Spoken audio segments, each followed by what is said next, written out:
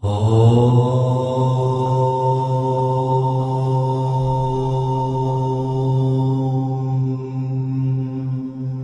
year is 1975. Canadian broadcasting legend Jeff Sterling, my grandfather, was traveling the world in search of timeless spiritual wisdom.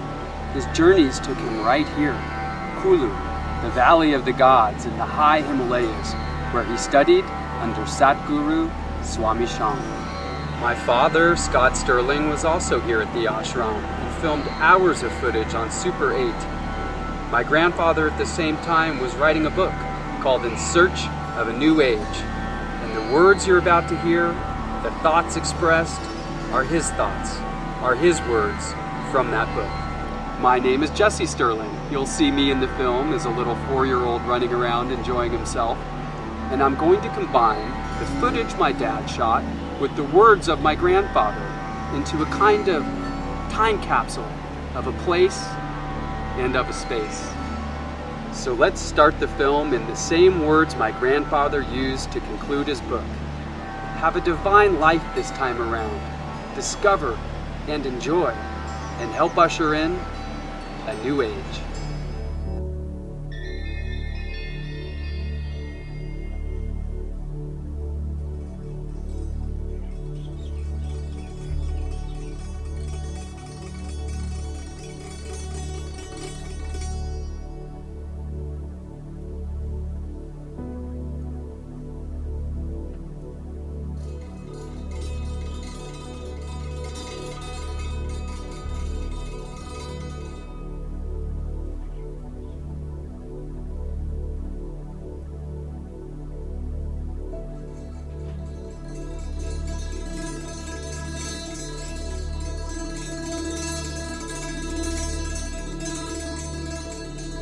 As a young man growing up in Newfoundland, an island province in the easternmost part of Canada, my first awareness of the existence of different levels of consciousness came through reading various books which I had difficulty comprehending with the rational mind.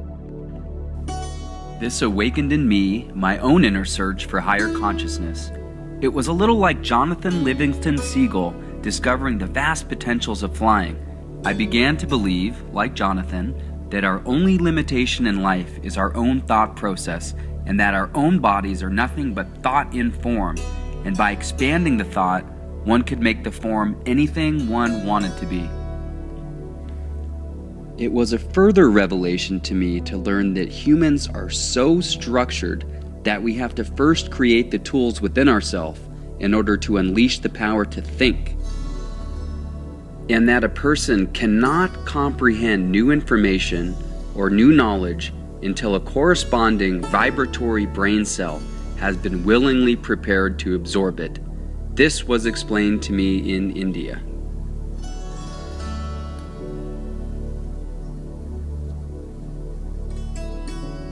It slowly became obvious to me that in order to comprehend the possibilities of changing one's level of consciousness, one had first to destroy, or at least control, all negative thoughts, which are such a powerful force in closing off our minds to new thoughts. Each cell is endowed as a living organism with sufficient intelligence to perform its necessary duties. Each person is a reflection of the thoughts entertained during a lifetime.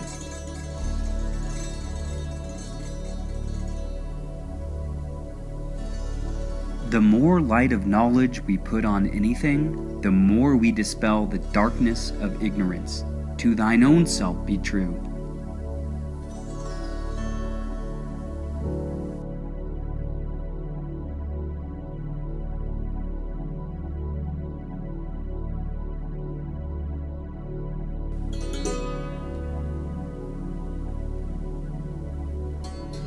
This world is slowly approaching the threshold of a new consciousness.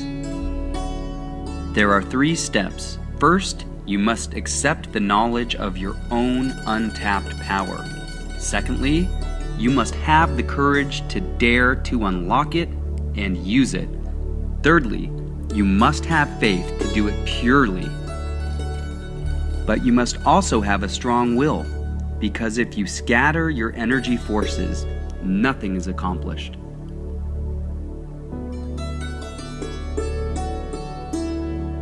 If you know somebody who is generally always positive, you will be attracted to them because they give off energy. Some people, because of a better physical condition, radiate more energy than others. Normally, these are the leaders of any society. Thought is being liberated and truth is rising in full orbit before the astonished multitude. Our world, in essence, is on the threshold of a new consciousness, new power, and a new realization within the self.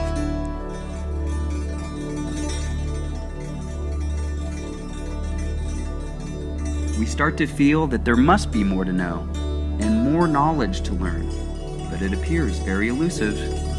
The law of attraction, or the law of love, is the law that is absolutely vital for any understanding of our ability to control our own destiny. Our mental attitude is patterned after the mental pictures that we have photographed on the brain. If you are not satisfied with these pictures, destroy the negatives and create new pictures.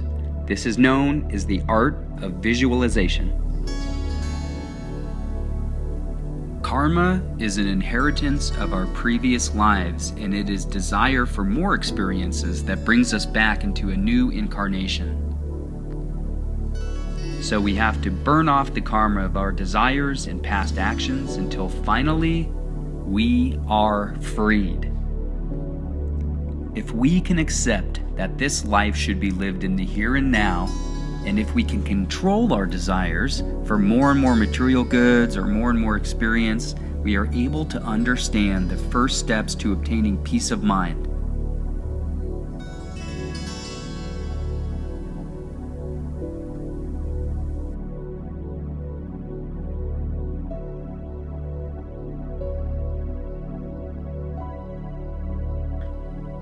When we are ready to find a teacher, one will appear. A really sincere and genuine guru will tell you immediately that he is simply a channel, a reflection of your own self. The true guru is within yourself. All gurus will tell you that first you have to learn how to meditate. This means that you have to sit quietly and comfortably with your back straight, in an upright chair, or if you can, in the lotus position. In the beginning, do this for 20 minutes in the morning and evening. First, when you sit quietly, take 10 very deep breaths slowly. Hold the breath in for a few seconds and then slowly release it. This has the effect of calming the body down. Loss of energy is one of our greatest problems. We use up energy every time we speak. If you doubt that it is difficult spending a day in silence, try it. In fact, try spending an hour in silence. Talking unnecessarily uses up energy, and you need the energy to raise your consciousness. All negative thought destroys energy. It is this accumulation of energy which the guru radiates, and which itself unconsciously draws many disciples to him. The guru uses the energy to enhance meditation and to experience new states of consciousness which simply cannot be achieved by those who lack energy and lack the secrets of accumulating it. Meditation through calming down the body and cooling it out is a means of increasing energy. Just keeping the eyes closed conserves energy and increases concentration.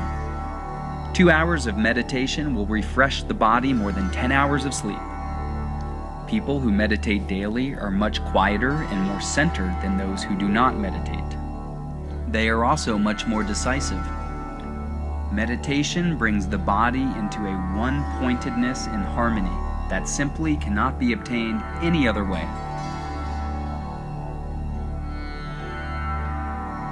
Slowly but subtly, meditation changes the vibratory level, creating more control over one's own thought process. As one obtains new energy, which also depends on increased purity of one's thoughts, one begins for the first time to evaluate the bondages of indoctrination, our attitudes, our habits, and our personalities.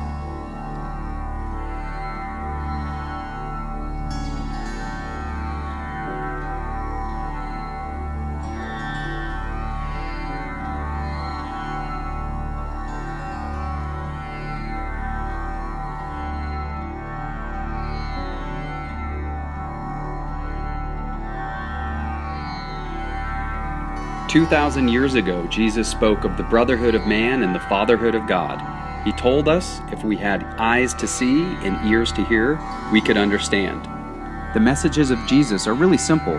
Love yourself, and you will be able to love others. Respect yourself, and you will be able to respect others.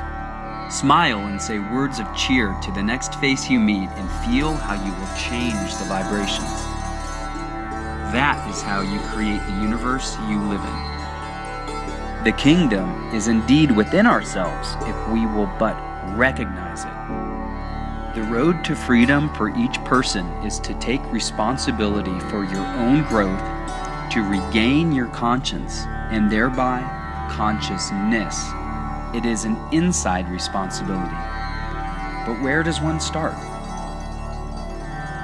We are inclined to want instant success, but at some time in one's life, one may be ready for this new challenge.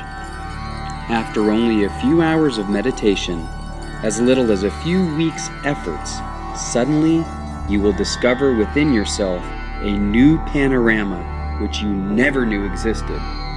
This is a thrilling and mind-blowing experience, and once you have tasted this new knowledge, you will never let go.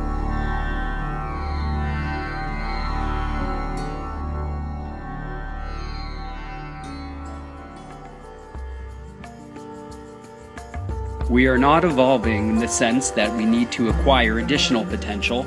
That potential already exists within us. It is now the question of unlocking the energy we all possess to be able to utilize this additional huge untapped reservoir. The secret of miracles is in the secret of this additional utilization of energy. Right now, all of us know that the very room we are sitting in has dozens of television and radio signals passing through it, and if we have a receiver tuned to the proper frequency, we can pick them up. Our mind is such a receiver. Creative people who can compose great works are picking up from cosmic consciousness. They are receivers tuning in.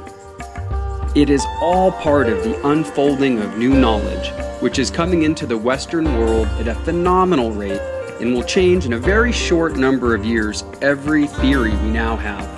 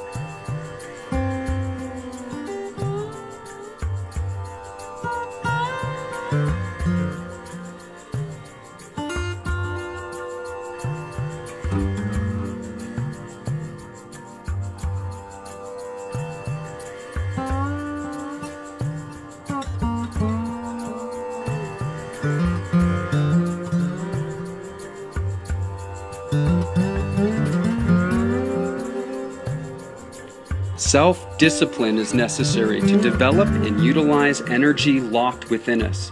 which must be unlocked if we are to raise our consciousness.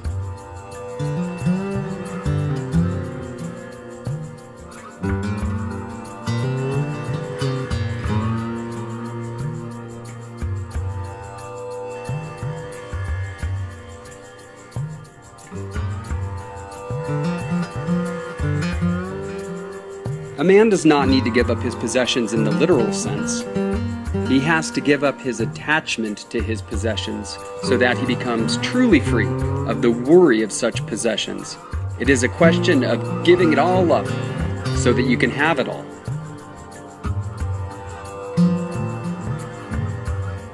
All gain is the result of an accumulative consciousness, and all loss is the result of a scattering of consciousness.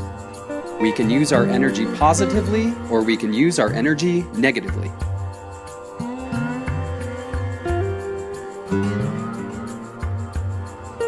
Harmony in the world within will be reflected in the world without by harmonious conditions and agreeable surroundings.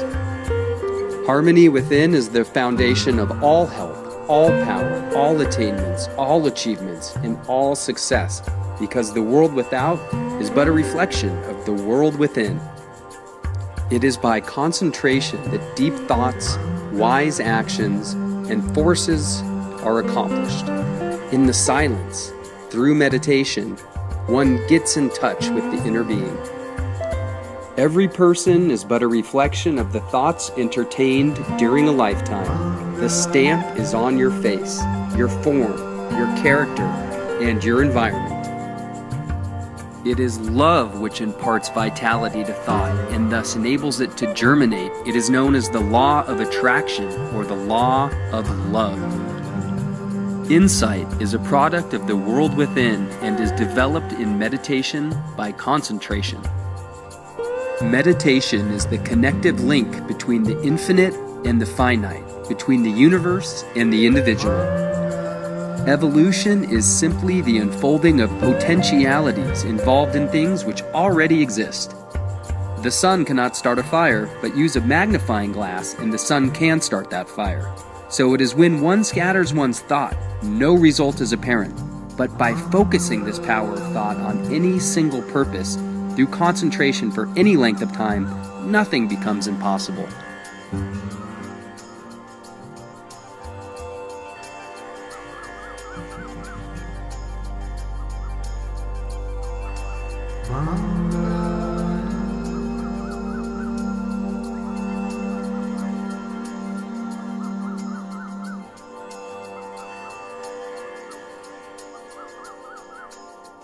If this radiation is sufficiently strong, a person is called magnetic. Such a person may become positively radiant and will yield immense power for good.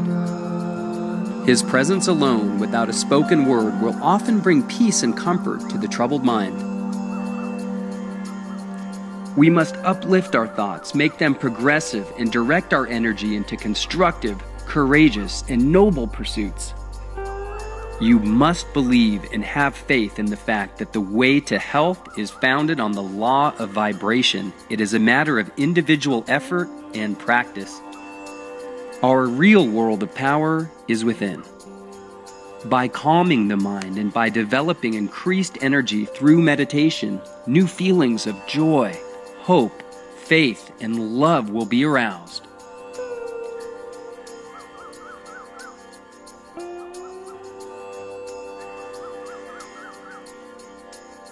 If you train yourself to see and realize the inner eye, which is perfect, complete, wholesome, and always healthy, pure knowledge will be manifested. The universal mind or superior consciousness is the totality of all minds in existence. Pure creative intelligence in this sense is not individual. It is omnipresent. It exists everywhere. It is universal. Only those who are wise enough to understand, broad enough to weigh the evidence, firm enough to follow their own judgment, and strong enough to make the sacrifices will raise their consciousness and usher in a new age.